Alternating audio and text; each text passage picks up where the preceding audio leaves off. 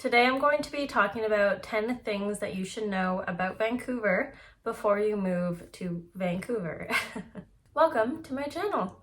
If you don't know who I am, my name is Phoenix and I am a real estate agent in the Greater Vancouver area as well as the Fraser Valley in British Columbia. If you haven't visited Vancouver before, you're making this move, then this video will be extremely helpful for you. Let's get into it. So number one, finding a place to live in Vancouver might be a challenge. We do have a lot of rental shortages here. However, now all strata buildings, you're allowed to rent them out. So hopefully we will see more rental units be listed on the market here shortly. Rental vacancy rates are some of the lowest in Canada here in Vancouver. It's going to take you a while to find a suitable rental. There are some really dingy rentals out there for a decent price. However, if you are concerned about a few things such as bugs or bed bugs, cockroaches, I would just be wary of getting and scooping up a super cheap rental. Also, if you go on Facebook Marketplace, you can find a lot of just rooms for rent, which could be good. You get familiar with the areas and then you can find a rental and do a 1-year lease after you kind of know which areas you want to live in. I will say that there are almost like bidding wars for rental units. A lot of the time when they get posted, they get a lot of inquiries and a lot of applications are sent their way.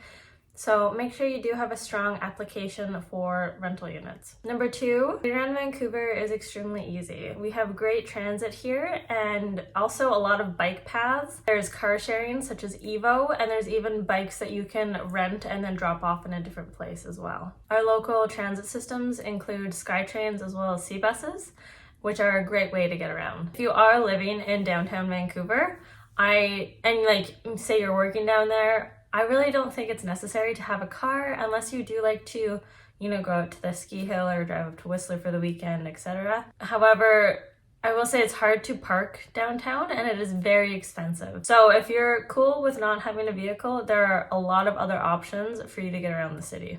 3, it does rain as much as you've researched that it does. It rains a lot here as we are technically in a rainforest. Definitely rainy months are from October to April, pretty hardcore. Last year we did have an extremely long rain month, so it went all the way pretty much to May and we only started to see nice weather in June. However, these summers are stunning here.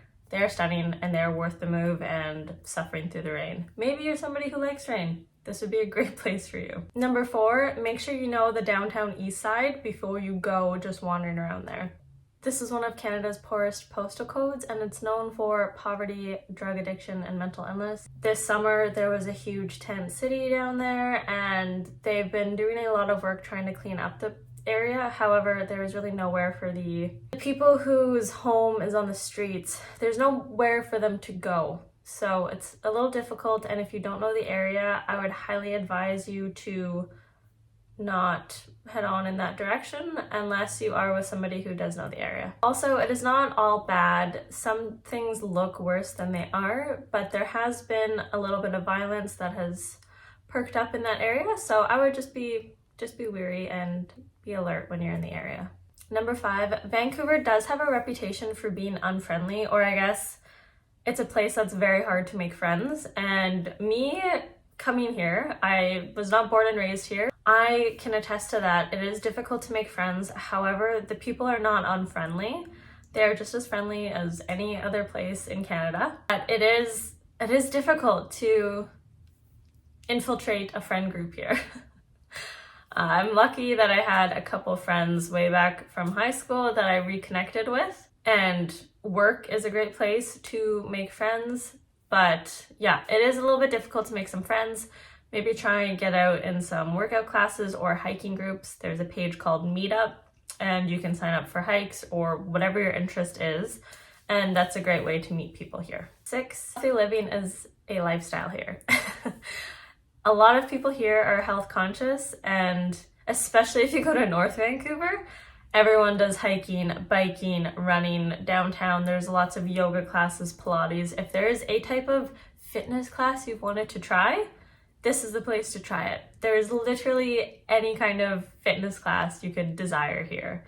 And, endless amounts of extremely healthy restaurants as well. Lots and lots of vegan and vegetarian options, if that, floats your boat. Number 7 is just sushi and craft beer.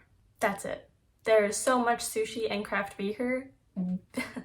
There is so much sushi and craft beer in Vancouver, in the entire Vancouver area, it's just ridiculous. You can get amazing sushi for very cheap, and you can try 1,000,001 different craft beers. We have so many breweries here as well.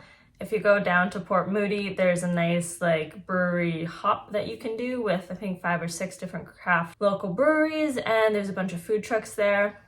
Very cool place, and the beer and food, delicious. Number 8, even though Vancouver is a humongous city, the great outdoors that surround it is one of its best assets. Also, there's a lot of nature in Vancouver. When I used to live just outside of downtown, there is a bunch of parks, dog parks, and walking trails, lots of greenery in the city itself. And let's not forget about the stunning views of the mountains just in the background when you're downtown.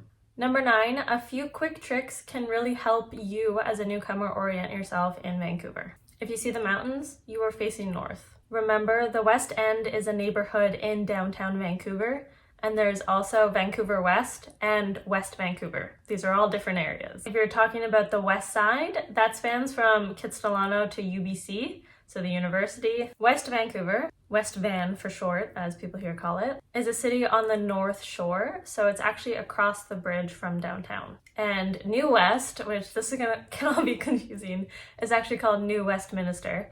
And it's a city probably about 25 to 30 minute drive from actual Vancouver. And remember, if you're speaking about Vancouver Island, that is actually totally separate from Vancouver itself.